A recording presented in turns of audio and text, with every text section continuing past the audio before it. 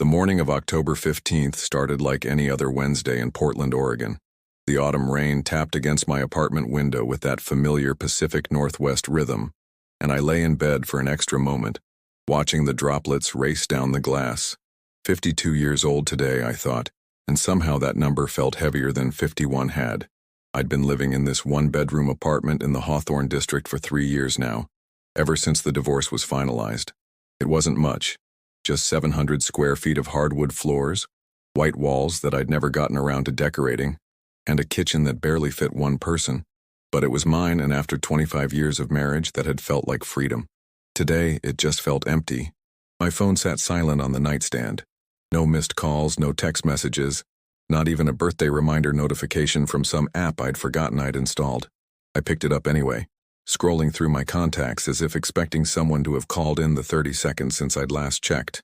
Nothing. The coffee maker gurgled to life when I pressed the button, the same dark roast I'd been drinking for months. I stood there in my boxer shorts and old Blazers t-shirt, watching the black liquid drip into the pot, and tried to remember when birthdays had stopped mattering. Was it after Mom died 4 years ago? She'd never forgotten, not once in 52 years. Every October 15th, 7 a.m. sharp, my phone would ring with her slightly off-key rendition of Happy Birthday.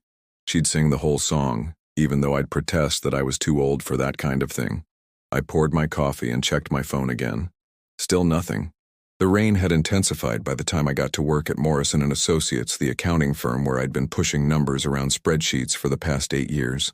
The receptionist, Sandra, gave me her usual polite smile as I walked past her desk, but no happy birthday. No acknowledgement that this day was any different from the 364 others that had passed this year. "Morning, David," she said, not looking up from her computer screen. "Morning," I replied and kept walking to my cubicle. My coworkers filtered in over the next hour. Janet from tax preparation, Mike from auditing, Sarah from payroll. Normal greetings, normal conversations about the weather, normal complaints about clients. I sat at my desk, staring at the Excel spreadsheet in front of me. Columns of numbers that needed to be reconciled and felt invisible. Had I told anyone it was my birthday? I tried to remember.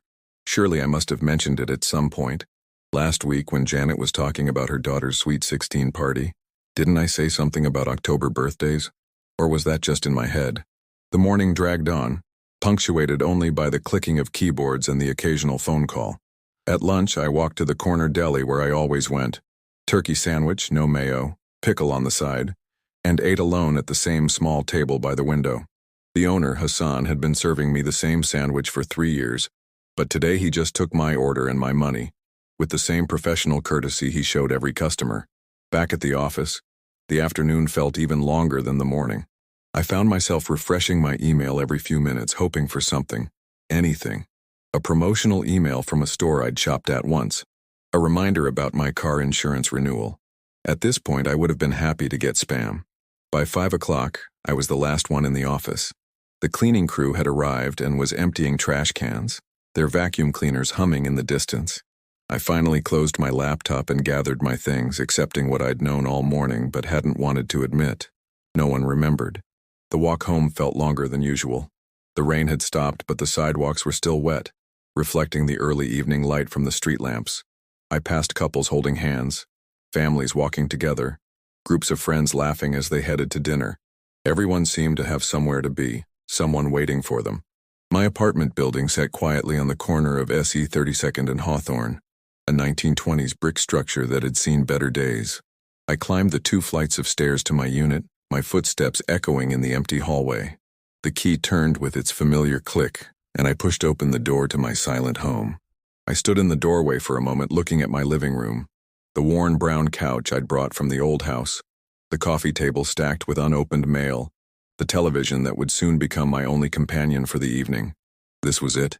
This was how I was spending my 52nd birthday. I dropped my keys in the bowl by the door and walked to the kitchen, opening the refrigerator more out of habit than hunger. A half-empty carton of milk, some leftover takeout Chinese food, a few bottles of beer. Not exactly birthday feast material. The silence was overwhelming. I could hear my upstairs neighbor's footsteps, the distant hum of traffic on Hawthorne, the tick of the wall clock in the kitchen, but no voices, no laughter, no surprise, waiting for me anywhere. I grabbed a beer and walked to the living room, sinking into the couch with a sigh that seemed to echo off the bare walls. The remote was right where I'd left it, and I clicked through channels aimlessly. News, sports, sitcom reruns, cooking shows. Nothing held my attention for more than a few seconds. Outside my window, the evening light was fading, casting long shadows across the street. I watched a young couple walk by, the woman carrying flowers, both of them smiling about something I couldn't hear. They looked happy, purposeful, like they had somewhere important to be. When had I become this person? When had I become someone whose birthday could pass completely unnoticed? I thought about calling someone, my sister in Seattle maybe, or my old college roommate who lived somewhere in California now. But what would I say? Hey, it's my birthday and I'm sitting alone in my apartment feeling sorry for myself? That would just make it worse. The beer tasted flat, and I set it down on the coffee table next to a stack of bills I'd been meaning to pay.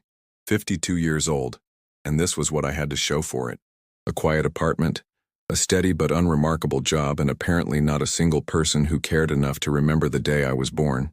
I leaned back against the couch cushions and closed my eyes, trying to remember the last birthday that had felt special. Maybe my 40th, when Linda had thrown me a surprise party. But even then, it had felt more like an obligation than a celebration. People had come because she'd invited them, not because they particularly wanted to be there with me. The apartment grew darker as evening settled in, but I didn't bother turning on any lights. The shadows felt appropriate somehow, matching my mood. I thought about ordering a pizza, maybe picking up a bottle of wine, trying to make something of the evening. But the effort seemed overwhelming, and honestly, what was the point? My phone buzzed, and for a moment my heart jumped. Finally, someone remembered, but it was just a notification from my bank about my account balance. I set the phone face down on the couch and tried not to look at it again. This was rock bottom, I realized. Sitting alone in a dark apartment on my birthday, feeling invisible to the world. I thought the divorce was the lowest point, or maybe losing my job at the bigger firm before this one, or Mom's funeral when I'd stood graveside realizing I was now truly alone in the world. But this was different.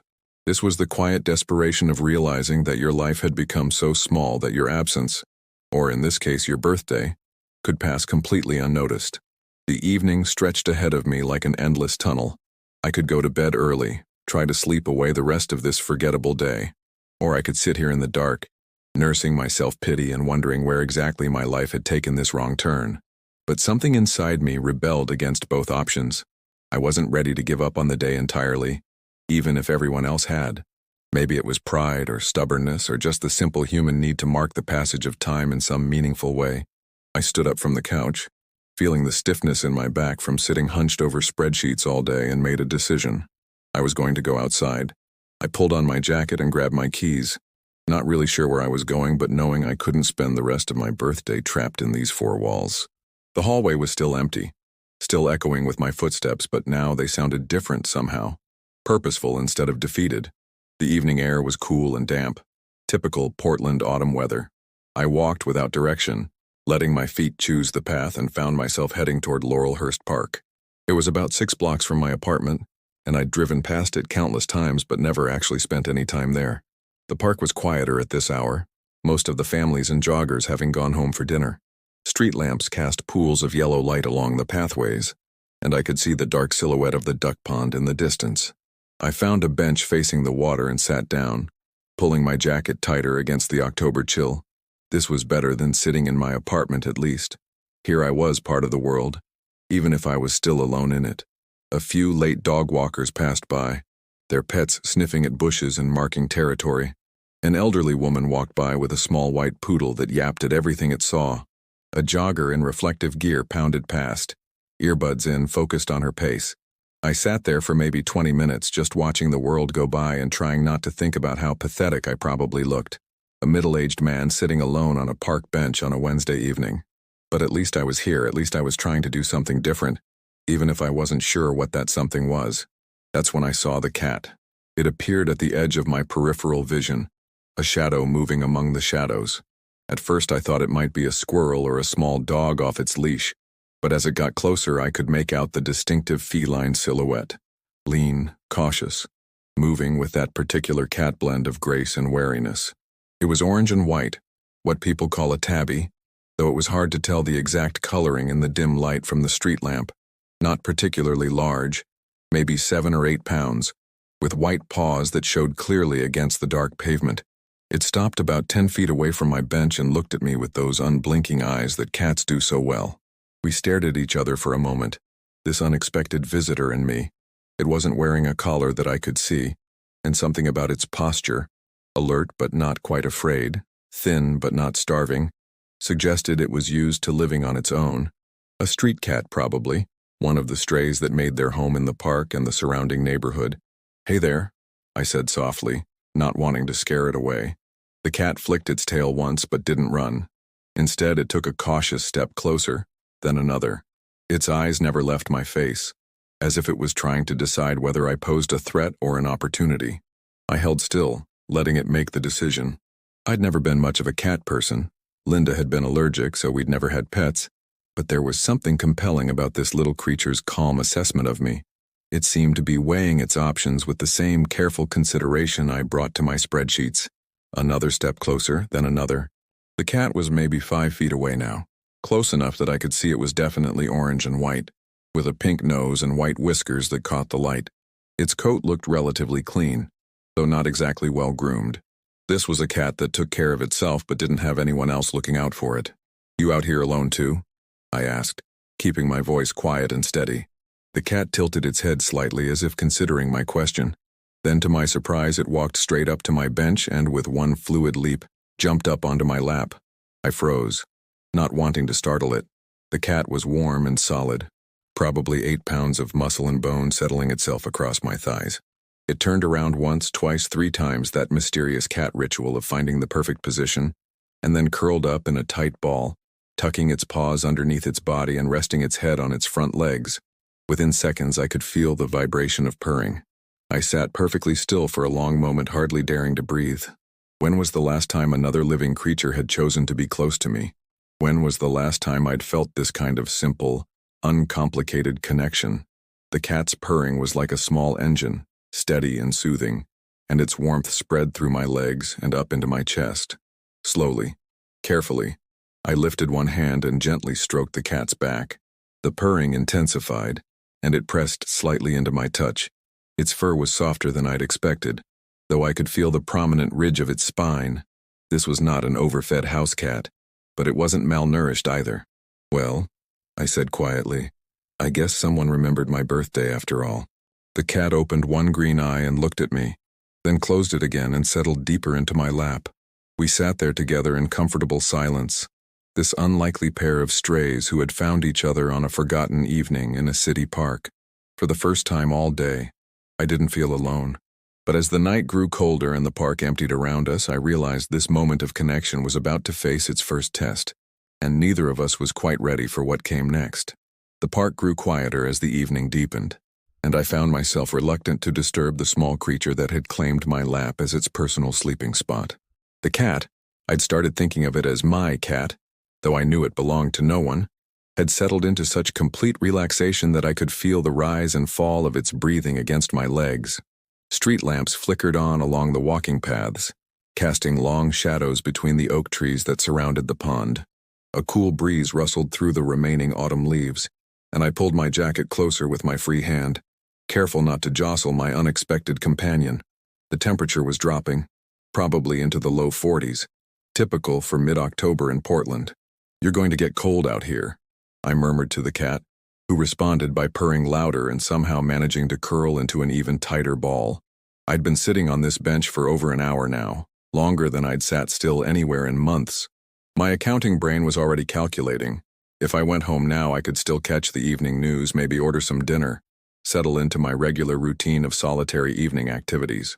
The logical thing would be to gently move the cat aside, wish it luck, and head back to my apartment. But something about the trust this small animal had placed in me, a complete stranger who probably smelled like office coffee and disappointment, kept me rooted to the spot. When was the last time anyone had chosen to be close to me? When was the last time I'd been needed, even in such a simple way? The cat stirred slightly and opened both eyes, looking up at me with that steady feline gaze that seemed to see right through to something I'd forgotten I had. Then it did something that surprised me even more than jumping into my lap. It reached up with one white paw and gently touched my hand. Okay, I said softly, understanding the request. I resumed stroking its fur, and the purring resumed immediately. A jogger passed by, her footsteps rhythmic on the asphalt path, and the cat's ears swiveled to track the sound without its head moving from its comfortable position. Alert, but unafraid. This was a creature that knew how to take care of itself but was willing to accept kindness when it was offered. "You know what?" I said to my feline friend. "I don't think either of us should spend the night out here." The cat's purring paused for a moment, as if it was considering my words.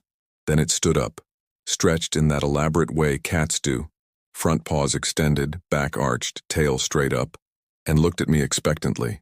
I stood up too, my legs slightly stiff from sitting still for so long. The cat jumped down from the bench and sat at my feet, still looking up at me with those green eyes. "I guess you're waiting for me to make the next move," I said. The walk back to my apartment was unlike any I'd taken before. The cat followed me, not at heel like a dog would, but at its own pace, sometimes ahead, sometimes behind, occasionally darting off to investigate something interesting before returning to the general vicinity of my path. It was like having a small, independent companion who had decided that our journeys happened to be going in the same direction. Other people noticed us, or rather they noticed the cat. A young couple walking hand in hand smiled and pointed. "How cute," the woman said. "Is that your cat?" "I'm not sure," I answered honestly, and realized it was the first conversation I'd had with a stranger in weeks. We reached my building and I paused at the front door, key in hand. The cat sat down on the sidewalk and looked up at the brick facade, then at me, as if it was waiting to see what happened next. "I don't know if you're allowed inside," I said. "I've never checked the lease about pets." The cat tilted its head, and I swear it looked amused by my dilemma. The lobby was empty, as usual. My building was home mostly to young professionals and graduate students, people who kept to themselves and might not even notice if I smuggled a small orange cat upstairs. The elevator was broken, again, so we took the stairs, the cat padding silently beside me as we climbed to the second floor. My apartment felt different with the cat in it, less empty somehow, even though nothing had physically changed. I turned on the lights and the cat began a methodical exploration of its new environment, sniffing corners, checking under the couch, investigating the space behind the refrigerator. "I don't have any cat food," I said, watching it work. "Are you hungry?" The cat paused in its exploration and looked at me with what I interpreted as polite interest. I opened the refrigerator and examined my options. The leftover Chinese food seemed too spicy, and I wasn't sure cats could eat takeout lo mein. The deli turkey from my sandwiches, though, that might work. I pulled off a few pieces and put them on a small plate, setting it on the kitchen floor. The cat approached cautiously, sniffed the turkey, and then began eating with delicate, efficient bites. Between mouthfuls, it looked up at me as if to say, "Thank you," or maybe, "This will do for now." I filled a small bowl with water and set it down nearby. The cat finished the turkey and moved to the water, lapping at it with a pink tongue that was barely visible in the kitchen light. "I should probably try to find your owner," I said, though something in my chest tightened at the thought. "You're too friendly to be completely feral. Someone might be looking for you." The cat finished drinking and sat down to begin grooming itself, starting with its white paws and working methodically up its legs. It was completely at ease, as if my kitchen floor was exactly where it belonged. I grabbed my laptop from the coffee table and sat down on the couch, opening a browser and searching for Lost Cat Portland, Oregon. Several websites came up: Pet Finder, Craigslist, Nextdoor Neighborhood app. I scrolled through recent posts looking for orange and white cats that matched my visitor's description. There were dozens of missing cat reports, but none that seemed to match. A long-haired orange Persian, a white cat with gray spots, a small calico, several black cats, a few solid orange ones, but nothing that looked like the cat currently grooming itself on my kitchen floor. I tried searching for found cat posts too, thinking maybe someone had posted about seeing a stray in the area. Again, nothing that matched. The cat finished its grooming session and walked over to the couch, considering the situation. Then, with the same confident leap it had used to claim my lap in the park, it jumped up onto the cushions and settled itself next to me, close enough that I could feel its warmth against my leg. "Making yourself at home, I see," I said, and reached over to scratch behind its ears. The purring started immediately, and the cat leaned into my touch with obvious pleasure. I kept searching online for another hour, checking every lost pet site I could find, but there was no sign that anyone was looking for an orange and white tabby. Either this cat had been on its own for a while, or its owners hadn't bothered to post online about its disappearance. The thought made my chest tight again, but for a different reason this time. How could someone lose a cat this friendly and not do everything possible to find it? Maybe they moved away and left you behind, I said to the cat, who was now stretched out full length against my thigh, paws tucked under its chin. Maybe they just didn't care enough to look. The cat opened one eye and gave me a look that seemed to say, their loss. By 10 o'clock, I was starting to face the practical reality of the situation. I had a cat in my apartment, at least for tonight, and I had no supplies for taking care of it. No litter box, no cat food, no toys or bed or any of the things that cats presumably needed. I should go to the store, I told my companion. Get you some proper food, maybe a litter box. The cat stretched and yawned, showing me a pink tongue and sharp white teeth. The 24-hour Walgreens on Hawthorne Boulevard was a 15-minute walk from my apartment, and I'd never been so grateful for Portland's abundance of late-night convenience stores. The pet supply aisle was small but well-stocked. Canned cat food, dry kibble, a basic litter box, a small bag of clay litter, even a few simple toys. I felt ridiculous standing there comparing cat food labels like I was some kind of experienced pet owner. But I wanted to get something good. Not the cheapest option, but not the most expensive either. Something a real cat owner might choose for a cat they actually cared about. The total came to $37, more than I usually spent on groceries for myself in a week. But as I walked back to my apartment, plastic bag in hand, I realized I was looking forward to seeing the cat again, looking forward to setting up its litter box in my bathroom, opening a can of food, seeing if it would play with the small feather toy I'd impulsively added to my purchase. When was the last time I'd looked forward to coming home? The cat was waiting for me just inside the door, as if it had been watching from the window. It followed me to the bathroom while I set up the litter box in the corner, supervising the process with the serious attention of a quality control inspector. This is temporary, I told it as I opened the first can of food, salmon pâté, which seemed like it would be appealing to a discriminating feline palate. Just until I can find your real family. The cat wound around my legs, purring, and I took that as approval of both the food choice and the temporary arrangement. But as I watched it eat, tail twitching with satisfaction, I found myself hoping that the search for its real family might take a little longer than expected. For the first time in years, my apartment didn't feel empty. For the first time since Linda left, I had someone to take care of besides myself. The cat finished eating and looked up at me with those green eyes, and I swear it was smiling. I guess I should give you a name, I said. I can't keep calling you the cat. It sat down and began grooming again, as if it was willing to wait while I figured this out. How about Charlie? I tried. The cat paused in its grooming and looked at me with what seemed like mild interest. Or maybe something more dignified. Oliver? Sebastian? The cat went back to grooming, apparently unimpressed with my suggestions. I tried to think of other names. What did you call an orange and white cat that had appeared in your life on your birthday like some kind of unexpected gift? Something that acknowledged the serendipity of our meeting, the way it had turned my worst birthday in years into something memorable. How about Lucky? I said. The cat stopped grooming and looked straight at me, ears forward, tail still. Lucky, I repeated, and the cat walked over and rubbed against my legs, purring. Okay then, Lucky it is. I settled back onto the couch with my new roommate, and Lucky immediately claimed the spot next to me, curling up against my leg like we'd been doing this for years. I turned on the television but kept the volume low, not wanting to disturb the small creature that had somehow made my apartment feel like home for the first time in 3 years. The late news was on. Local politics, weather forecast, sports scores. Normal life continuing all around the city while I sat here with a cat named Lucky, both of us refugees from loneliness who had found each other on a park bench. You know what, Lucky? I said, stroking the soft fur behind his ears. This might be the best birthday I've had in years. Lucky purred his agreement, and for the first time since Linda left, I didn't feel like I was talking to myself. But even as contentment settled over me like a warm blanket, a small voice in the back of my mind reminded me that this was all temporary. Lucky might belong to someone who was desperately searching for him. And even if he didn't, I wasn't sure I was ready to be responsible for another living creature. I'd barely been managing to take care of myself. Still, as Lucky settled deeper into sleep against my leg and the apartment grew quiet around us, I found myself making plans for tomorrow's shopping trip to get better cat supplies, for the vet visit that responsible pet owners scheduled, for the gradual transformation of my space into something worthy of this small creature's trust. I woke up the next morning to something I hadn't experienced in 3 years. I wasn't alone. Lucky was curled up in the exact center of my bed, occupying the space where Linda used to sleep, though he took up considerably less room.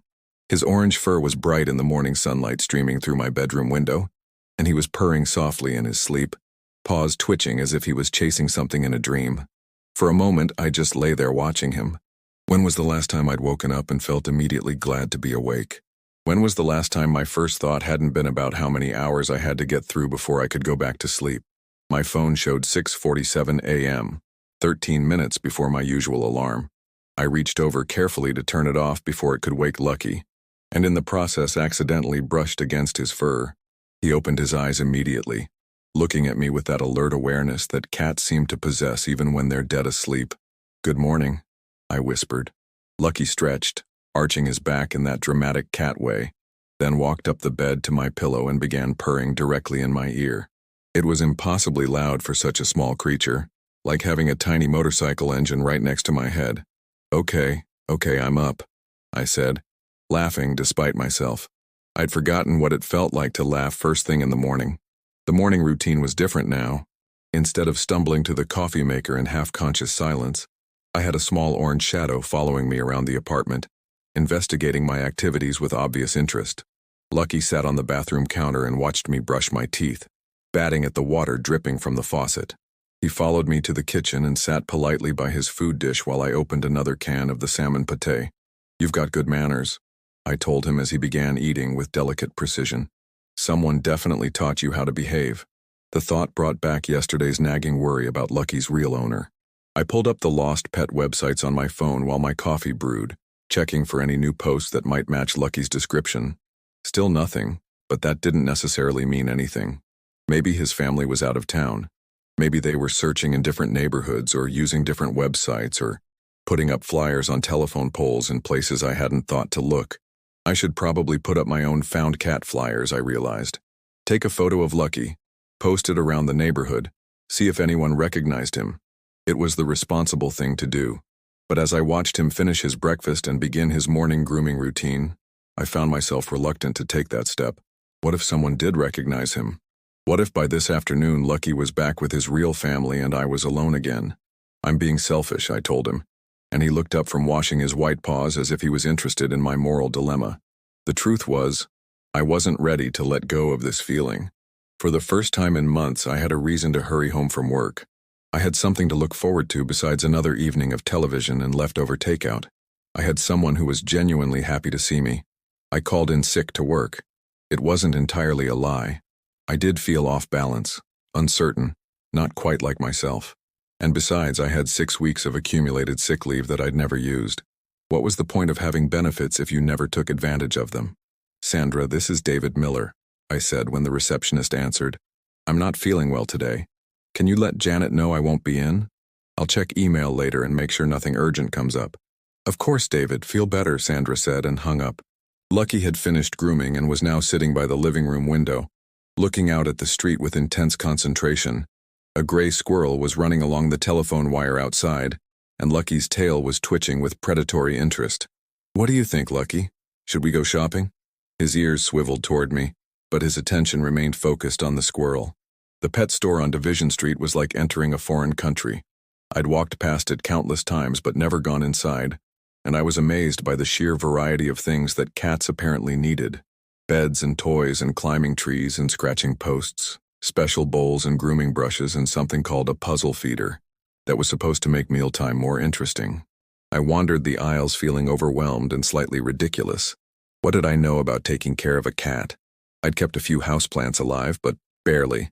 I could manage my own basic needs: food, shelter, clean clothes, but I wasn't sure that qualified me to be responsible for another living creature. "Can I help you find anything?" asked a young woman with purple hair and multiple ear piercings who looked like she probably knew everything there was to know about pets. "I'm new to this," I said. "I found a cat yesterday, and I'm trying to figure out what he needs." "How exciting." She looked genuinely happy for me. "What kind of cat?" "Orange and white tabby. Maybe 8 pounds. Very friendly." I think he's been on his own for a while, but he's not feral. Sounds like a sweetheart. Have you taken him to a vet yet? The question hadn't occurred to me, but of course it should have. Not yet. Should I? Definitely. Even if he seems healthy, you'll want to get him checked out. Make sure he's up to date on vaccines, test for things like FIV and FELV. Do you have a vet you usually use? I almost laughed. I don't usually have pets. No problem, I can recommend a few good clinics in the area. Dr. Martinez at Southeast Animal Hospital is fantastic, really good with nervous cats.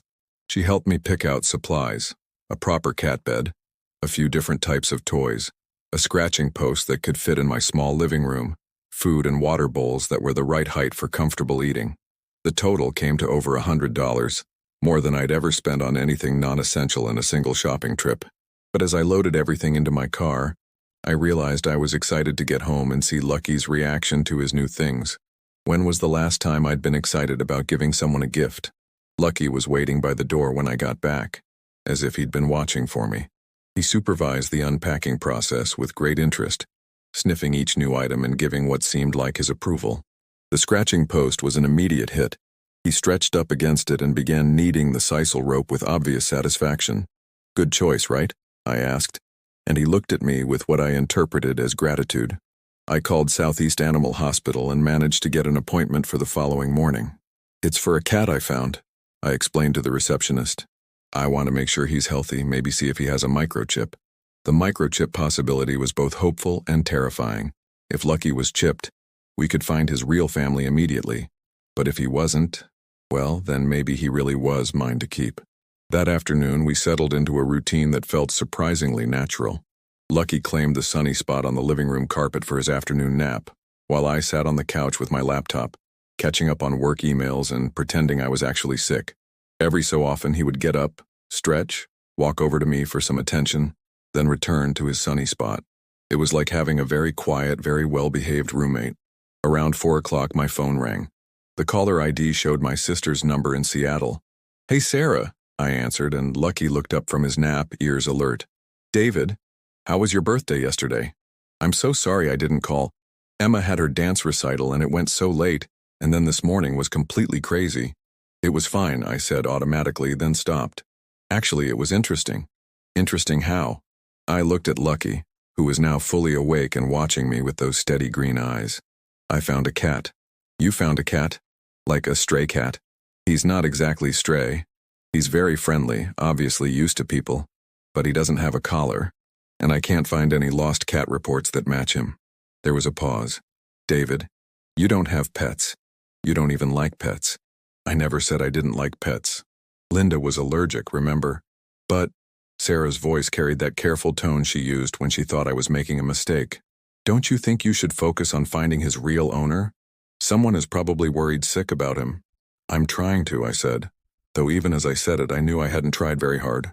"I'm taking him to the vet tomorrow to see if he has a microchip." "That's good, that's responsible." Another pause. "David, are you okay? You sound different." I looked at Lucky again. He had moved from his sunny spot to the couch and was now sitting next to me, close enough that I could feel his warmth against my leg. "I think I might be better than okay," I said. After I hung up, I sat there thinking about Sarah's question. Was I okay? For 3 years, I'd been living a life that was technically fine but felt empty.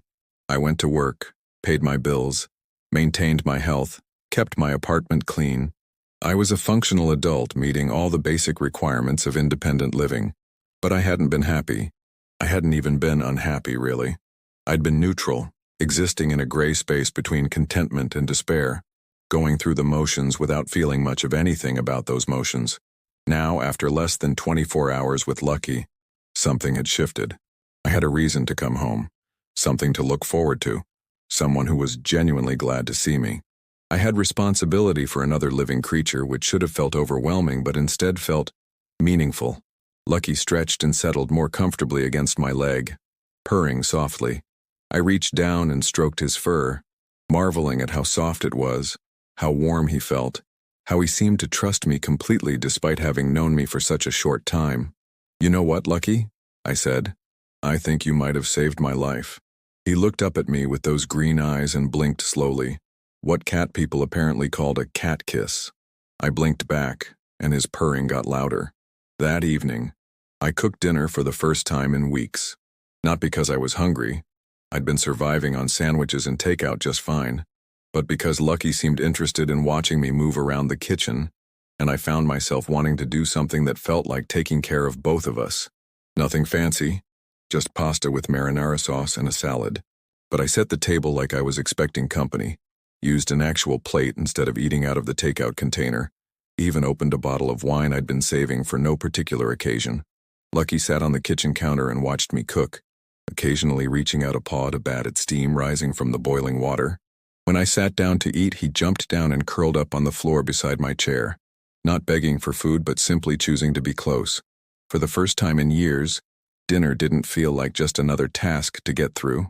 After dinner, I sat on the couch with my wine and Lucky settled next to me, purring contentedly as I scratched behind his ears. The evening news was on, but I found myself paying more attention to my small companion than to the stories of politics and crime and weather that usually filled my evenings. "Tomorrow we find out if you belong to someone else," I told him. "Are you nervous?" Lucky looked up at me and blinked slowly again, then settled his head on his paws and closed his eyes. If he was nervous, he was hiding it well. But I was nervous. Nervous that the vet would find a microchip with someone else's contact information. Nervous that I'd have to give up this feeling of purpose and connection that had transformed my life in less than 2 days.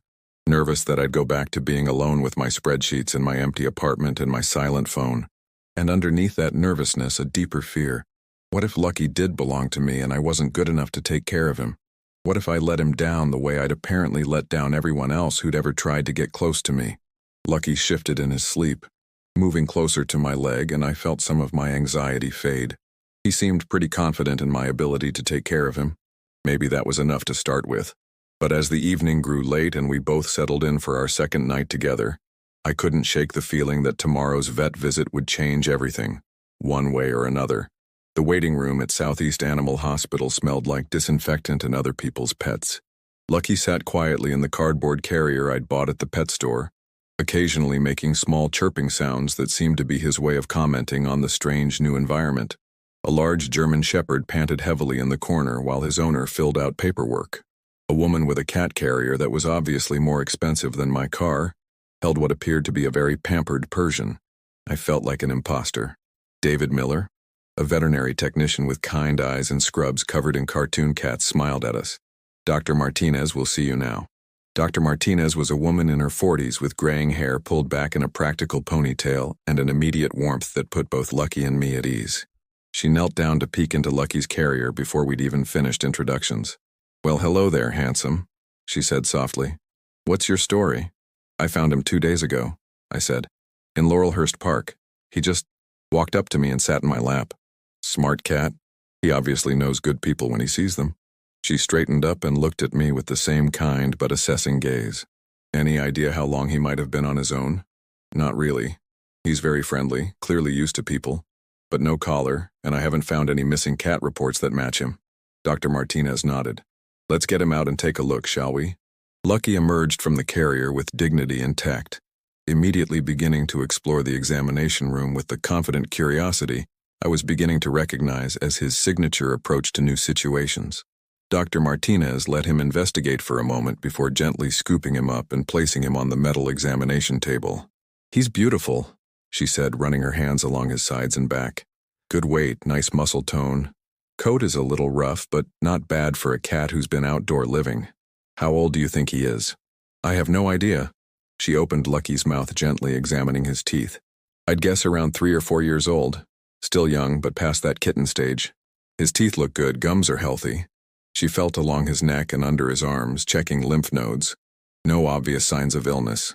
"Has he been eating well?" "Like a horse. I mean, for a cat." Dr. Martinez smiled. "That's good. Any problems with the litter box?" "No," he figured that out immediately. "He's very civilized. Definitely someone's pet at some point," she agreed. "The question is when and why he ended up on his own." She picked up what looked like a small scanner and began running it over Lucky's neck and shoulders. "Let's see if he has a microchip." This was the moment I'd been dreading. If that scanner beeped, if Lucky's real family was just a phone call away, then this whole experience would become just a brief interlude in my otherwise empty life. I held my breath and watched the small screen on the scanner. Nothing. Dr. Martinez tried again, scanning more slowly, checking different areas. Still nothing. No chip, she said. That doesn't necessarily mean he wasn't someone's pet. Not everyone gets their cats chipped, unfortunately. But it does make it harder to trace his history. I let out a breath I didn't realize I'd been holding. So what do you want to do? Dr. Martinez asked, and I realized this was the question I'd been avoiding since Lucky first jumped into my lap. I'm not sure. I've never had a pet before. But you're considering keeping him? I looked at Lucky, who was now sitting calmly on the examination table, looking back and forth between Dr. Martinez and me as if he was following the conversation. His green eyes were alert and trusting, and something in my chest tightened. I think he's considering keeping me, I said. Dr. Martinez laughed. That's how it works with cats. They choose us, not the other way around. She scratched Lucky behind the ears, and his purring filled the small room. He certainly seems to have made his choice. What would I need to do, if I kept him? Well, first we'd want to run some basic blood work, test for FIV and feline leukemia, make sure he's healthy, get him up to date on vaccinations. I'd recommend getting him neutered if he isn't already. Let me check. She lifted Lucky's tail and examined him with professional efficiency. Looks like someone already took care of that. Another sign that he was definitely someone's pet at some point. So he could just stay with me, if that's what you want. Have you thought about what happens if his original owner shows up? The question I'd been avoiding. I guess I'd have to give him back. Not necessarily. Oregon has pretty clear laws about this. If you make a good faith effort to find the owner, posting flyers, checking with animal control, that sort of thing, and no one claims him within a reasonable period, he's legally yours.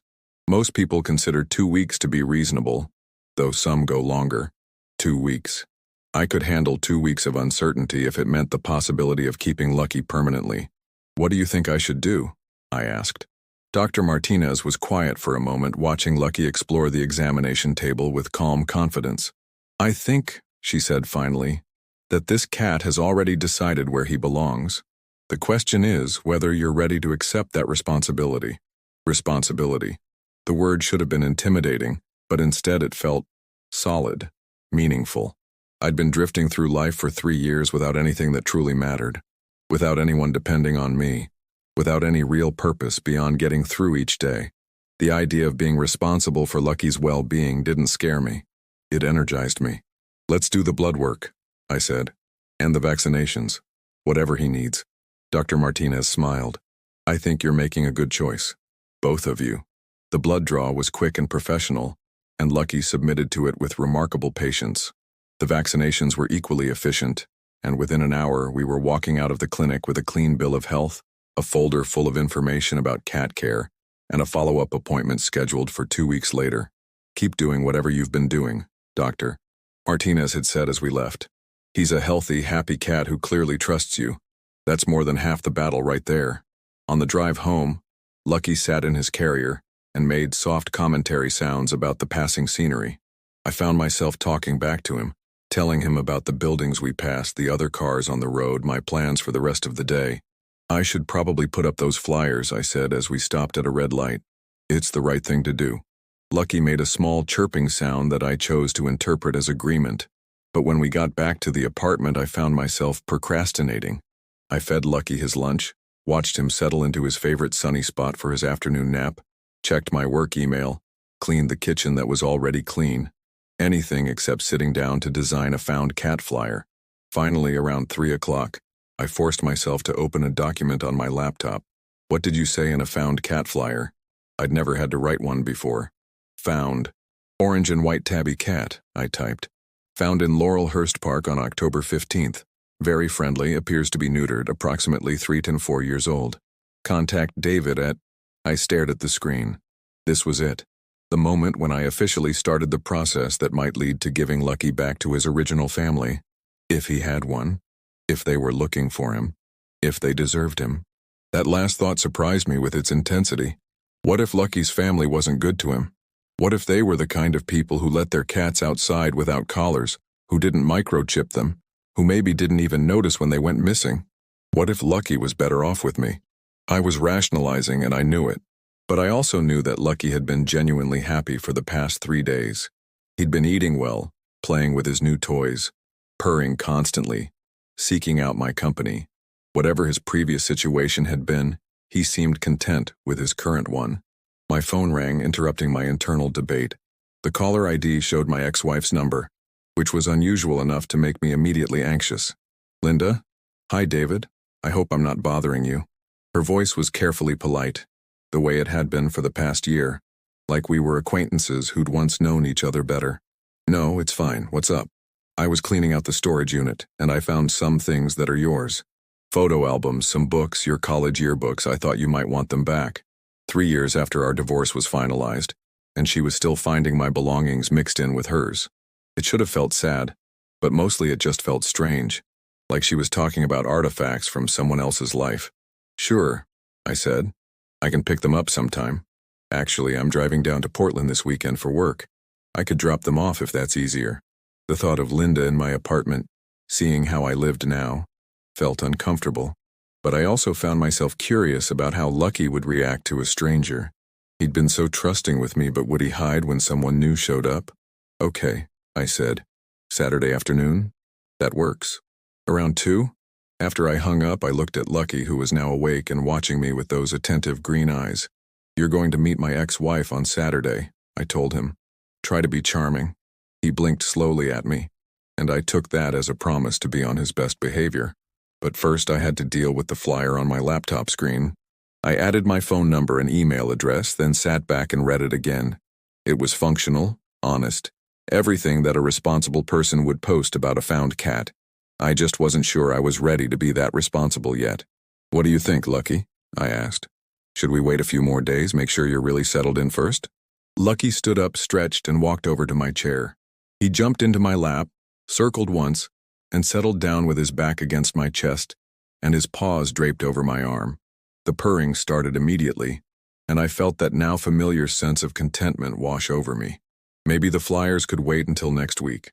That evening I called Sarah to tell her about the vet visit. No microchip?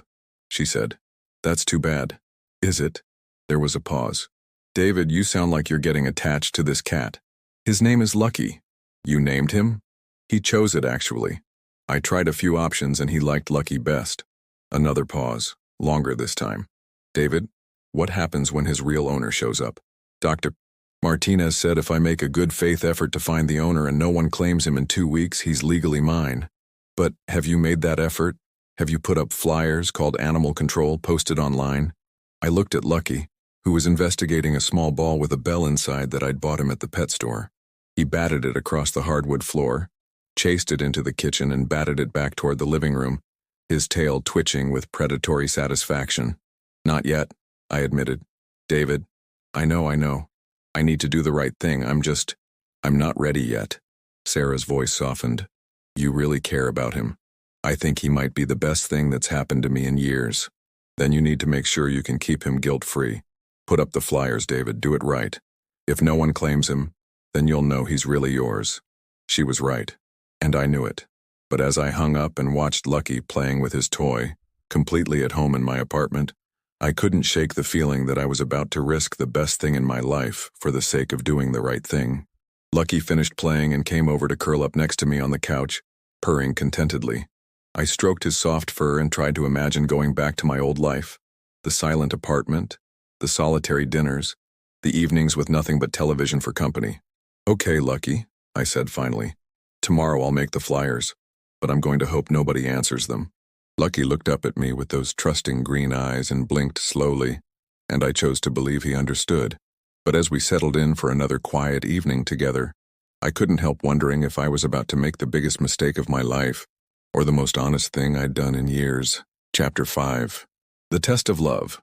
Saturday afternoon arrived with the kind of crisp October clarity that makes Portland look like a postcard. I'd spent the morning putting up flyers around the neighborhood, on telephone poles, bulletin boards at coffee shops, the community board at the grocery store. Each one felt like a small betrayal, but I'd made copies of Lucky's photo and my contact information, and distributed them with the grim efficiency of someone doing an unpleasant but necessary task. Lucky had supervised the flyer-making process from his spot on the kitchen counter, watching me print his picture with what I interpreted as mild interest. He was wearing a small blue collar I'd bought him, not because he needed identification, but because it made him look more like a pet and less like a stray. The color brought out his green eyes, and I'd caught myself thinking that whoever his original family was, they were lucky to have such a beautiful cat. Then I'd remember that I was trying to find those people, and my stomach would clench. Linda arrived precisely at 2 o'clock, just as she always had when we were married. Some things never changed. I heard her footsteps in the hallway before she knocked. The same efficient pace, the same confident stride. Lucky's ears perked up at the sound, and he jumped down from his spot on the couch to investigate. "Stay calm," I told him. "This is just a visit." Linda looked exactly the same as she had at our final divorce hearing 18 months ago. Professionally dressed, carefully composed, her blonde hair still styled the way she'd worn it for the entire 25 years of our marriage. She was carrying a medium-sized box and wearing the polite smile she used for business meetings and social obligations. "Hi, David," she said, and then stopped mid-sentence as Lucky appeared beside me. "Oh, you really do have a cat." "This is Lucky," I said, stepping aside to let her in. "Lucky, this is Linda." Lucky approached Linda with the same confident curiosity he showed everything else, sitting down about 3 feet away and studying her with those evaluating green eyes. Linda looked down at him with what appeared to be genuine surprise. "He's beautiful," she said. "Very dignified. He has excellent manners," I said, realizing as soon as the words left my mouth that I sounded like a proud parent showing off their child's accomplishments. Linda noticed too. Her polite smile shifted into something that looked almost amused. "You sound different when you talk about him." "Different how?" "Happier, I think." She set the box down on my coffee table and looked around the apartment. I tried to see it through her eyes. The same basic furniture from our old house, but somehow the space felt more alive now. Lucky's toys were scattered around the living room, his food and water bowls visible in the kitchen, his scratching post occupying one corner like a piece of furniture that actually belonged. "Your place looks warmer," Linda said, and I wasn't sure if she meant it as a compliment or just an observation. Lucky had apparently completed his assessment of our visitor and decided she was acceptable. He walked over to Linda and rubbed against her legs, purring softly. Her face lit up with genuine delight. "Oh my," she said, reaching down to pet him. "Aren't you friendly?" "He likes people," I said. "That's why I'm pretty sure he belonged to someone else before he found me." "Found you?" I told her the story. The park bench, the forgotten birthday, Lucky jumping into my lap like he'd been looking for me all along. As I talked, Linda continued petting Lucky, who had settled down next to her feet and was purring loud enough to be heard across the room. "And you've been trying to find his owner?" she asked. "I put up flyers this morning, posted online, called animal control yesterday. All true, though it had taken me a week to work up the courage to do any of it. But you hope nobody calls." It wasn't a question, and I didn't try to pretend otherwise. "Yeah, I hope nobody calls." Linda was quiet for a moment, still scratching Lucky behind the ears. He had rolled over onto his back, displaying the white fur of his belly in complete trust. Something I'd learned was a significant gesture of confidence for a cat. "You know," Linda said finally, "I never understood why you agreed so easily when I said no pets. You always seemed like you'd be good with animals." The comment caught me off guard. "You were allergic. To dogs, yes. But not to cats, and you never asked about cats, you just agreed, like you did with everything else." There was something in her tone that made me look at her more carefully. This wasn't the polite, distant Linda from our divorce proceedings. This was more like the person I'd married, the one who used to say exactly what she was thinking. "I thought it was easier," I said. "No pets, no complications." "You thought a lot of things were easier. No arguments, no demands, no taking up too much space in anyone's life." She looked up from Lucky to meet my eyes. "It wasn't easier, David. It was just smaller." The words hit me like a physical blow, mostly because they were true. For most of our marriage, I'd been the accommodating one, the one who went along with whatever Linda wanted, who never pushed back or asked for anything that might cause conflict. I'd thought I was being a good husband. Apparently, I'd just been invisible. "Is that why you left?" I asked. Linda was quiet for a long moment, still petting Lucky. "I left because I felt like I was married to a ghost. Someone who was physically there but never really present, never really engaged, never really passionate about anything." Lucky chose that moment to stretch and resettle himself, now lying partially across Linda's feet like he owned them. She smiled down at him, and I saw something in her face that I hadn't seen in years. Genuine warmth. "But this," she said, gesturing to Lucky, "this is different. You light up when you talk about him. You look like you actually care about something." "I do care about him. I can see that. And it's—" She paused, searching for the right words. "It's good to see you care about something enough to fight for it." "I'm not fighting, I'm just hoping." "David, you put up flyers. You called animal control. You're doing everything you can to find his original owner, even though it's the last thing you want to do. If that's not fighting for something you love, I don't know what is." Love. She'd said the word so casually, but it hit me with unexpected force. Did I love Lucky? Was that what this feeling was? This constant worry about his well-being? This joy in his presence? This dread at the thought of losing him? "You think I love him?" I asked. Linda looked at me like I was being deliberately obtuse. "David, you're risking your own happiness to do right by him. You're putting his needs ahead of your own comfort. What else would you call it?" Lucky had apparently decided that Linda was acceptable company. He jumped up onto the couch and settled next to her, close enough that she could continue petting him without effort. For a moment, watching them together, I felt a strange pang of something that might have been jealousy. "He likes you," I said. "I like him too. He's—" She paused, watching Lucky's eyes drift closed as she scratched behind his ears. "He's very calming, isn't he? Like he knows exactly who he is and where he belongs." "That's what I thought too. Like he'd been waiting for the right person to show up." "Maybe he was." Linda looked at me again, and this time her smile was completely genuine. "Maybe you both were." We spent the next hour going through the box she'd brought. Photo albums from our early years together. Books I'd forgotten I owned. My college yearbooks with their optimistic inscriptions from classmates whose names I could barely remember. Linda told me about her job, her new apartment in Seattle, the pottery class she'd started taking. I told her about Lucky's vet visit, his favorite toys, the way he followed me around the apartment like a small orange shadow. "You sound like a different person," she said as she was getting ready to leave. "More present." "Is that good?" "It's very good." She leaned down to give Lucky one final pet, and he purred his approval. "I hope nobody calls about the flyers, David. I really do." After she left, I sat on the couch with Lucky curled up next to me, thinking about what she'd said. Had I really been that absent during our marriage? That disconnected from my own life? Looking back, I could see what she meant. I'd been going through the motions: work, home, weekend errands, occasional social obligations, without really engaging with any of it. I'd been present but not involved, surviving but not living. Lucky stirred and looked up at me as if he could sense my introspection. I scratched behind his ears, and his purring intensified. "She's right, you know," I told him. "I do love you." The words felt strange in my mouth. When was the last time I'd said them to anyone? But also completely true. I did love this small creature who had wandered into my life and somehow made everything brighter. I loved his confidence, his trust, his quiet companionship. I loved the way he made my apartment feel like home, the way he gave me something to look forward to every day. I loved him enough to risk losing him by doing the right thing. My phone rang at 8:30 that evening. I'd been dreading this moment since I'd posted the first flyer, but somehow I still wasn't prepared for it. "Hello," I answered, my heart racing. "Hi, is this David? About the found cat?" The voice was female, middle-aged, with a slight accent I couldn't place. I looked at Lucky, who was sitting on his scratching post, completely oblivious to the conversation that might determine his future. "Yes," I said. "You think you might know him?" "Well, maybe.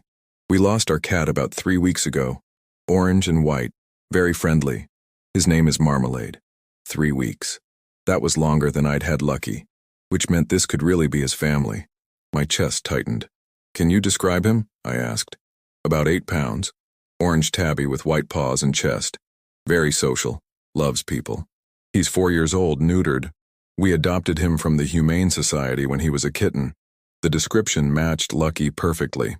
I closed my eyes and tried to think of what questions would prove definitively whether this was his family. "Does he have any distinguishing marks?" I asked. "He has a small scar on his left ear from when he got in a fight with another cat as a kitten, and there's a little black spot on his nose right at the tip." I looked at Lucky more carefully than I ever had before. There, on his left ear, was a tiny line where the fur grew differently. So small I'd never noticed it, and on his pink nose, barely visible unless you knew to look for it, was indeed a small black spot. "Where did you lose him?" I asked, though I already knew the answer would seal it. "He got out of our apartment near Laurelhurst Park. We've been looking for him everywhere, putting up flyers, checking the shelters every day. We were starting to think," her voice caught, "we were starting to think we'd never see him again." The hope in her voice was heartbreaking. I looked at Lucky, at Marmalade, who was now cleaning his paws with meticulous attention, completely unaware that his world was about to change again. "I think I have your cat," I said. The silence on the other end of the line stretched on forever, and I knew that everything was about to change. For Lucky, for his real family, and for me. But as I watched him continue his grooming routine, trusting and content, I realized that loving someone sometimes meant letting them go. The woman's name was Maria Santos, and she cried when I confirmed that I had her cat. Not quiet tears, but the kind of sobbing that comes from weeks of suppressed grief and sudden, overwhelming relief. Oh my God, is he okay? Is he hurt? Has he been eating? The questions tumbled out between sobs, and I found myself oddly moved by the raw emotion in her voice. "He's fine," I said, watching Lucky, Marmalade, investigate a dust mote floating in the lamplight. "He's healthy, very well behaved. The vet said he's in good condition." "You took him to a vet?" More crying. Thank you so much. We've been so worried," we thought. "My daughter hasn't slept through the night since he went missing. She's 8 and Marmalade is her best friend." A daughter. Of course there was a daughter. I closed my eyes and tried to reconcile my week-long fantasy of keeping Lucky with the reality that somewhere in Portland an 8-year-old girl had been crying herself to sleep every night, missing her cat. "Can we come get him tonight?" Maria asked. "I know it's late, but Sophia, that's my daughter. She's been having nightmares, and if I tell her Marmalade is safe..." I looked at Lucky, who had finished investigating the dust mote and was now settled in his favorite evening spot on the couch, purring softly. Tomorrow I would wake up alone again. Tomorrow my apartment would go back to being just a place where I stored my belongings and waited for each day to end. "Of course," I said. "I'm at 3247 SE Hawthorne, apartment 2B. We'll be there in 20 minutes. And David? I can never thank you enough for taking care of him." After I hung up, I sat next to Lucky and tried to process what was happening. In 20 minutes, he would be gone. The small creature who had transformed my life, who had given me purpose and companionship and something to love, would walk out of my apartment and return to his real family. It was the right thing. I knew it was the right thing. Lucky belonged with people who had loved him since he was a kitten, who had been searching for him desperately, who had an 8-year-old girl waiting for him to come home. I was just the temporary caretaker who had kept him safe until he could be reunited with his real family. But knowing it was right didn't make it hurt any less. "I'm going to miss you," I told him, scratching behind his ears the way he liked. His purring intensified, and he rubbed his head against my hand with the same trust and affection he'd shown me all week. Did cats understand goodbyes? Did Lucky know this was our last evening together? I gathered up his things, the food bowls I'd bought, the toys, the small bed that he'd never actually slept in, preferring my couch or my bed. Everything went into the pet store bag I'd saved, along with the remaining canned food and the paperwork from the vet visit. "Your real family should have all this," I explained to Lucky, who was watching my preparations with mild interest.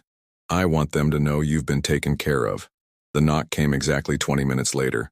I opened the door to find a woman in her mid-30s with dark hair and tired eyes, holding the hand of a small girl who looked like she'd been crying for weeks. The girl was wearing pajamas and had obviously been roused from bed for this reunion. "David?" the woman asked. "I'm Maria. Come in," I said, stepping aside. The little girl saw Lucky immediately. She let out a sound that was part sob, part squeal of joy, and ran across the room. "Marmalade!" she called, and Lucky's ears perked up at the name. What happened next broke my heart and mended it at the same time. Lucky looked toward the voice, and his entire posture changed. His tail went straight up, his eyes widened, and he made a sound I'd never heard from him, a chirping, trilling meow that was pure happiness. He leaped off the couch and ran to the little girl, who scooped him up and buried her face in his fur. They clung to each other like two halves of something that had been broken and was now whole again. "I missed you so much," Sophia whispered into Lucky's fur. "I was so scared you were hurt, or lost, or..." She couldn't finish the sentence, but Lucky seemed to understand. He was purring so loudly I could hear it from across the room, pressing his head against her cheek and kneading her arms with his paws. Maria was crying again, watching her daughter reunite with her beloved pet. "We got him when she was 3. she explained to me through her tears. He's been her constant companion. When he went missing, it was like part of her disappeared too. I watched Sophia and Lucky together, and I understood. This wasn't just a pet and owner. This was a bond that had been forged over years, a love that had shaped both of their lives. Lucky knew this little girl's heartbeat, her sleeping patterns, her fears and joys. She knew exactly how he liked to be held, where he was ticklish, what games made him happiest. They belonged together in a way that Lucky and I never could, no matter how much I'd grown to love him in one short week. He looks wonderful, Maria said, wiping her eyes. You've taken such good care of him. He's a special cat, I said, and my voice came out rougher than I'd intended. Very smart, very affectionate. The vet said he's completely healthy. Sophia looked up from Lucky's fur. Thank you for finding him, she said solemnly. Mama said you gave him food and toys and took him to the doctor. I wanted to make sure he was okay until you could take him home. He likes you, she observed, and I noticed that Lucky was looking back and forth between Sophia and me, as if he was trying to figure out the dynamics of this situation. I knelt down next to Sophia and Lucky, close enough to scratch behind his ears one last time. I'm going to miss you, buddy, I said quietly, but you belong here with Sophia. She loves you more than I ever could. Lucky blinked at me slowly. That cat kiss I'd grown to treasure, and I chose to believe it was his way of saying goodbye. Maria gathered up the bag of supplies I'd packed. This is too much, she protested. You've already done so much. I wanted him to have everything he needed, I said. The vet records are in there too, and her card. Dr. Martinez said she'd like to follow up in a couple of weeks. I don't know how to thank you, Maria said. You gave us back the most important thing in our world. They were getting ready to leave, Sophia cradling Lucky like he was made of glass, when she turned back to me. Maybe you could visit him sometime, she asked. If you want to. The offer was generous, and I could see that she meant it. But I also knew it would be too hard. Seeing Lucky happy in his real home, being reminded of what I'd lost, trying to explain why a middle-aged man had gotten so attached to a cat in 1 week. That's very kind, I said. But I think Lucky needs to focus on being home with you. He's been through enough changes. Sophia nodded seriously, as if she understood better than her 8 years should have allowed. Will you get another cat? The question caught me off guard. I don't know. You should, she said with the certainty that children sometimes possess about adult decisions. You're good at taking care of cats. Marmalade was happy here, I can tell. And then they were gone. Lucky purring in Sophia's arms as they walked down the hallway toward their car. I stood in my doorway and watched until they disappeared around the corner, then closed the door and leaned against it. The apartment was exactly the same as it had been a week ago, but it felt completely different. Empty, yes, but not in the same way. Before Lucky, it had been empty because nothing meaningful had ever filled it. Now it was empty because something meaningful had been here and was gone, leaving traces of itself everywhere I looked. Lucky's water bowl, which I'd forgotten to pack, a few pieces of cat kibble scattered under the refrigerator, a small orange hair on my black sweater, evidence that for 1 week, I hadn't been alone. I sat on the couch where Lucky had spent so many hours, and the silence was overwhelming. No purring, no soft footsteps on hardwood floors, no curious green eyes watching my every movement. Just me and the faint, lingering scent of cat shampoo from Lucky's bath yesterday. My phone buzzed with a text from Maria. Home safe? Marmalade is asleep on Sophia's bed where he belongs. Thank you for giving us our family back. I stared at the message for a long time, then typed back, take good care of him. The reply came immediately. We will. And David? Sophia was right. You should get another cat. You have a gift for it. Another cat. The idea should have seemed impossible. How could I replace Lucky? But something about Sophia's confident assessment of my cat care abilities made me consider it. Maybe I couldn't replace Lucky, but maybe I could give another cat the same chance at happiness that I'd given him. Maybe there was another stray out there who needed someone to care about them.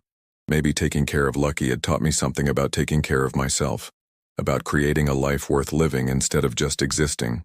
I went to bed early that night, but sleep was elusive.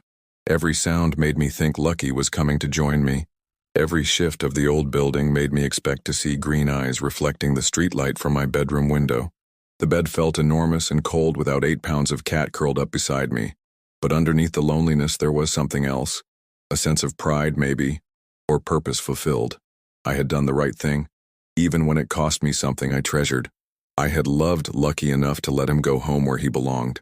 I had been responsible for another living creature's well-being, and I had not failed.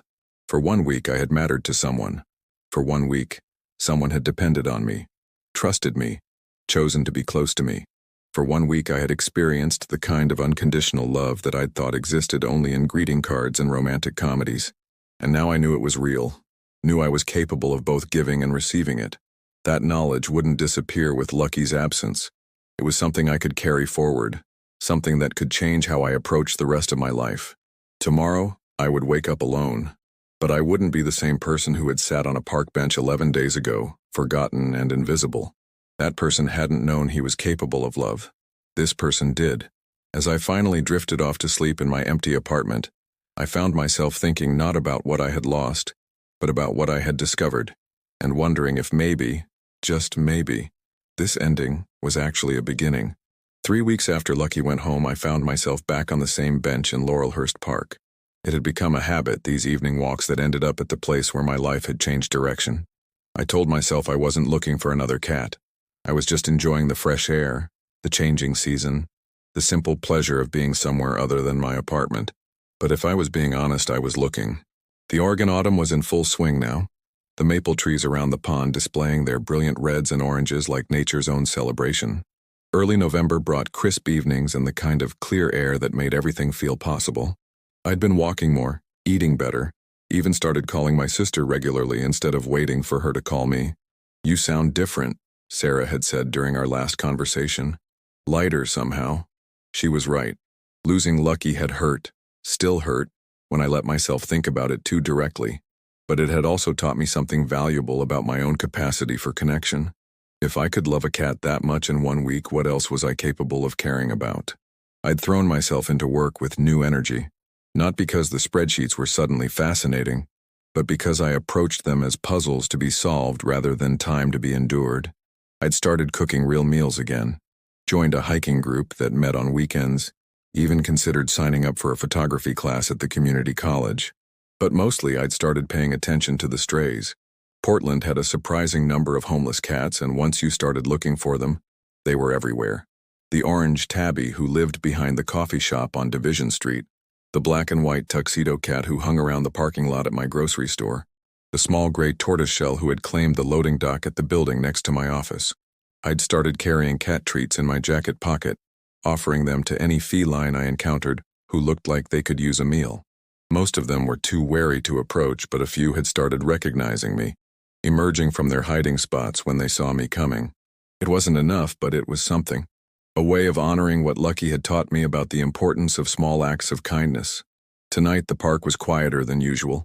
A jogger passed by with her dog, and an elderly man was feeding ducks at the pond, but otherwise I had the place mostly to myself.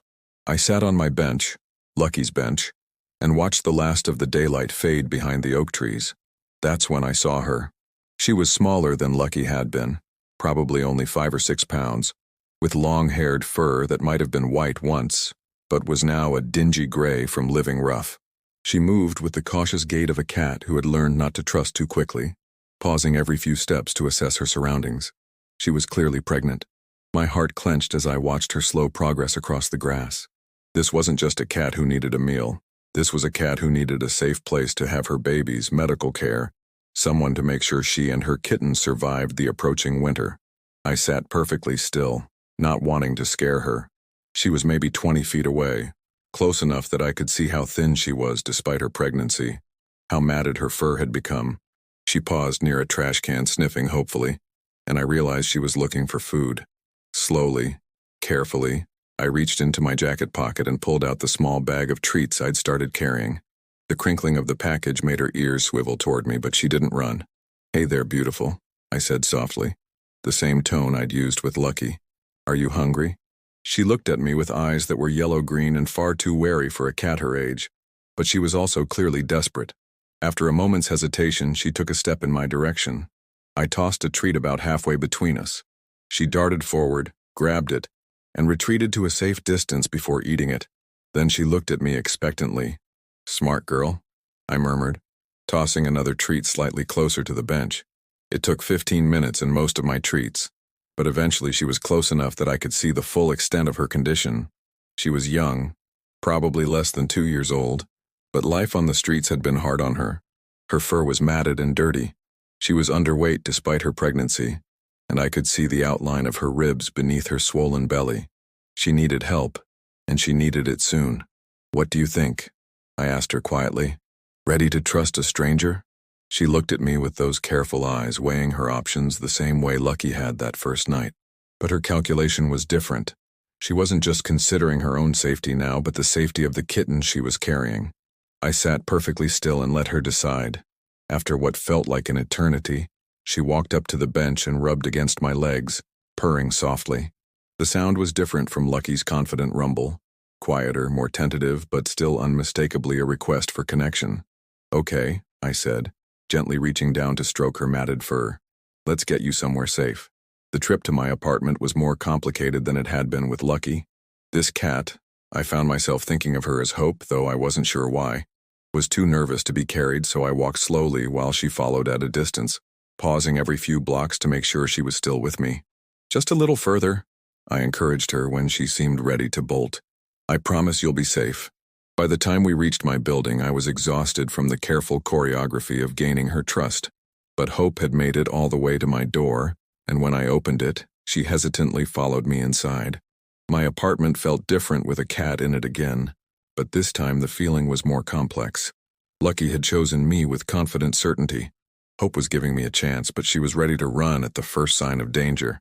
I set out food and water, and she ate with the desperate efficiency of someone who wasn't sure when the next meal would come. While she ate, I called Dr. Martinez. "David?" The vet's voice was surprised but pleased. "How are you doing? How's Lucky settling in?" "Actually, Lucky went back to his original family," I said. "Long story, but I have a new situation. Pregnant stray, looks like she's close to delivery, clearly been on her own for a while. Can you see her tonight? Bring her in. I'll wait." Hope was not thrilled about the carrier, but she was too tired and too pregnant to put up much of a fight. The drive to the vet clinic was punctuated by soft, worried meowing from the back seat. "It's going to be okay," I told her. "Dr. Martinez is good people. She'll take care of you." Dr. Martinez's examination confirmed what I'd suspected. Hope was young, malnourished, and probably only a few days away from giving birth. But she was also strong, and with proper care, both she and her kittens had a good chance of thriving. "Are you planning to keep her?" Dr. Martinez asked as she drew blood for testing. The question caught me off guard. With Lucky, I'd fallen in love first and worried about practicalities later. With Hope, I was thinking like a responsible adult from the start. "I don't know," I said honestly. "She's going to need a lot of care, especially with the kittens coming. I'm not sure I'm equipped for that." "You'd be surprised what you're equipped for when it matters," Dr. Martinez said with a smile. "But there are other options. I know several excellent foster families who specialize in pregnant cats and kittens. Or if you can manage the birthing and early care, we have waiting lists of people who want to adopt kittens." I looked at Hope, who was sitting quietly on the examination table, allowing Dr. Martinez to listen to her heartbeat and feel her swollen belly. She looked at me with those wary yellow-green eyes, and I saw something there that reminded me of myself 3 weeks ago. Someone who had been alone for too long, who had learned not to expect much from the world, who was afraid to trust, but desperate for connection. "What would she need?" I asked. "If I fostered her through the birth and early weeks?" Dr. Martinez's smile widened. "A quiet place to nest, good food, someone to monitor the birth in case of complications.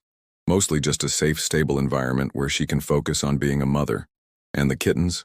Adopt them out at 8 weeks after they're weaned and socialized. Hope could go to a permanent home then too, unless what? Unless you decide you want to keep her." I thought about my apartment. Quiet and orderly and designed for one person's simple needs. I thought about sleepless nights listening for complications during birth, weeks of tiny mewing sounds and litter box maintenance for multiple cats, the chaos that came with kittens learning to explore their world. I thought about Hope's eyes and the way she'd trusted me enough to follow me home despite every instinct telling her to stay safe and hidden. "What do I need to set up for her?" I asked. 3 hours later, Hope and I were back in my apartment with a trunk full of supplies. Special food for nursing mothers, a birthing box, heating pads, kitten formula, and tiny bottles in case supplemental feeding became necessary, and enough other equipment to stock a small veterinary clinic. Hope had immediately claimed the closet in my bedroom as her preferred nesting spot, rejecting the carefully constructed birthing box I'd set up in the living room. Dr. Martinez had warned me that cats had their own ideas about where to give birth, and apparently Hope's idea was my closet floor, surrounded by old sweaters and cardboard boxes. "Your house, your rules," I told her, moving the birthing supplies to the closet and trying to make the space as comfortable as possible. She watched my preparations with cautious approval, then settled into the makeshift nest and began grooming herself with the intense focus of someone preparing for a major life event. That night, I lay in bed listening to Hope move around in the closet, adjusting her nest, settling down, getting up again. Every sound made me alert. Was this it? Was she going into labor? But morning came without incident, and I woke to find Hope eating breakfast in the kitchen, her belly somehow even larger than it had been the night before. "Any day now," I told her, and she looked at me with what I chose to interpret as agreement. The call came at 2:30 a.m. on Saturday night. Not a phone call, a sound from the closet that was unlike anything I'd heard before. A low, rhythmic noise that was part purr, part moan, part something entirely feline and maternal. Hope was in labor.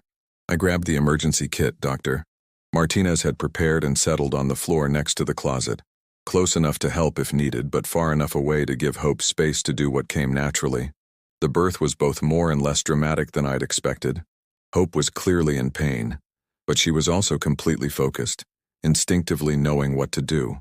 The first kitten arrived around 3 a.m., a tiny wet bundle that Hope immediately began cleaning with fierce determination. By dawn, there were 4 kittens, 3 orange like their mother might have been under the street grime, and 1 black and white tuxedo. All healthy, all nursing successfully, all making tiny mewing sounds that filled my closet and my heart with something I couldn't name. Hope looked exhausted but proud, curled around her babies in a protective circle. She looked up at me with eyes that no longer seemed wary, and I saw something there that took my breath away. Trust. Complete, absolute trust. She had chosen me as the guardian of the most precious things in her world. She was counting on me to keep them all safe, to provide for them, to help her raise these tiny lives until they were ready for homes of their own. "We did it," I whispered to her, and her purr was answer enough.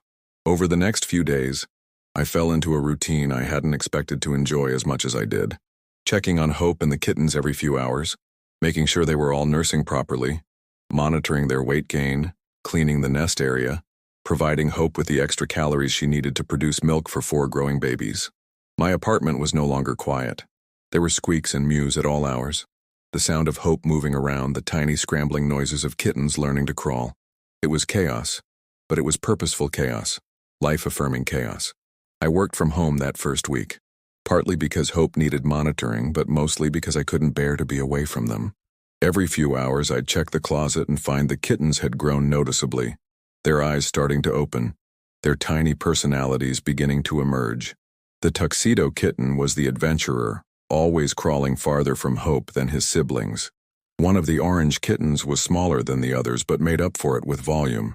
His mewing could be heard throughout the apartment. The other 2 were calm and steady, content to nurse and sleep and grow. Hope was a devoted mother, rarely leaving the closet except to eat and use the litter box. But when she did venture out, she often came to find me, rubbing against my legs and purring as if to say thank you for giving us this safe place. 2 weeks after the birth, Dr. Martinez came by for a house call to check on everyone. All 4 kittens were thriving, and Hope had put on weight and looked healthier than she had since I'd found her. "You're doing an excellent job," Dr. Martinez said as she weighed each kitten. "They're all developing perfectly." "Hope's doing all the work," I said. "I'm just providing room service. Don't underestimate the importance of a safe, stable environment. These kittens are going to be well socialized and healthy because of the care you've provided." She examined Hope last, pronouncing her fully recovered from the birth and in excellent health. "Her coat is starting to come back," she noted. "I bet she's beautiful under all that street damage." She was right. As Hope's fur grew in clean and untangled, she was revealed to be not gray at all, but white with subtle silver markings. Her eyes had lost their wariness and taken on the calm confidence of a cat who knew she was loved and safe. "Have you thought about what happens next?" Dr. Martinez asked as she packed up her equipment. I had thought about it, actually, more than I'd expected to. "I'd like to keep Hope," I said. "She's been through enough change. She deserves to stay somewhere she feels safe. And the kittens? I've already had 3 families contact me about adoption. Word gets around, I guess. All good homes, all with references. What about the 4th kitten? I looked toward the closet where I could hear the soft sounds of a feline family settling in for their afternoon nap. One of those tiny creatures would need to find a home, and part of me wanted to keep them all forever, to maintain this magical bubble of new life and maternal devotion. But I also knew that wasn't practical or fair. These kittens deserved homes where they could be the center of attention, where they could bond completely with their new families. I'm still thinking about that one, I said. 6 weeks later, 3 of the kittens had gone to their forever homes. The adoption process had been more emotional than I'd expected. Each family was perfect. Each goodbye was bittersweet. Each departure left the closet a little quieter. The remaining kitten was the small orange one, the one with the big voice and the determined personality. He had claimed me as completely as his mother had, following me around the apartment, sleeping on my chest at night, purring whenever I held him. His name, I'd decided, was Oliver. Not after the musical, but after the character, the small orphan who had asked for more and somehow ended up with everything he needed. Hope seemed content with the arrangement. She had done her job as a mother, raised healthy, confident kittens and sent them into the world ready to love and be loved. Now she was ready to be a cat again, to play and explore and claim her place in a home that was finally, completely hers. The apartment felt different now, fuller but not cluttered, alive with the sound of purring and the soft pat of feet on hardwood floors. Hope had claimed the sunny spot in the living room that Lucky had favored, while Oliver preferred the top of the scratching post where he could survey his kingdom. Some evenings, I sat on the couch with both cats, Hope curled against my leg, Oliver kneading my chest, and marveled at how much my life had changed in 4 months. I was no longer the invisible man who had sat alone on a park bench on his forgotten birthday. I was someone who mattered, someone who was needed, someone who had learned to love and be loved in return. My phone buzzed with a text from Maria. Sophia wanted you to see how happy Marmalade is. Thank you again for taking care of him.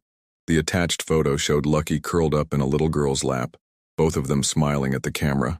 I showed the picture to Hope and Oliver. That's where this all started, I told them. With a cat named Lucky, who taught me how to care about something. Hope blinked slowly at me, her silver and white fur gleaming in the lamplight. Oliver purred and kneaded my shirt with tiny paws that still seemed too small for his oversized personality. Outside, November rain tapped against the windows, but inside it was warm and full of life. I had found my purpose in the simple act of providing a safe place for creatures who needed one. I had learned that love wasn't something you fell into by accident. It was something you chose every day through small acts of care and attention and sacrifice. 6 months ago, I had been a man with no reason to come home. Now I was a man whose home was full of reasons to be grateful for every day. Hope stretched and settled deeper against my leg. Oliver's purring intensified, and I closed my eyes and listened to the sounds of a life that finally felt worth living. As rain continued to fall against the windows and my small family settled in for another quiet evening together, I realized that sometimes the best things in life come not when you're looking for them, but when you're open to receiving them, and brave enough to love them once they arrive.